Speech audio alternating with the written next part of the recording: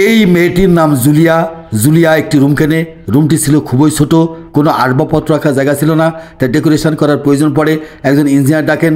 Engineer এসে প্রথমে খাটের পাশে ডয়ার তৈরি করেন। প্রত্যেকটি ডয়ারে প্রয়োজনীয় জিনিসপত্র রাখেন এবং তার ভিতরে ঢুকাই দেন। খাটের উপর কোল বিছানা বিছিয়ে দেন। ঘরের মাঝখান দিয়ে পার্টিশন দিয়ে দেন। খাটের পাশে বক্স তৈরি করেন।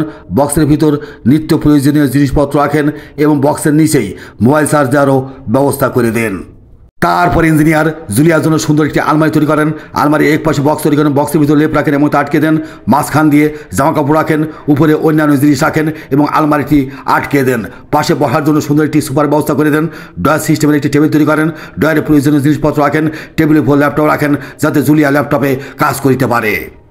বুক সেলফ সহ সুন্দর একটি শোকেস তৈরি করেন।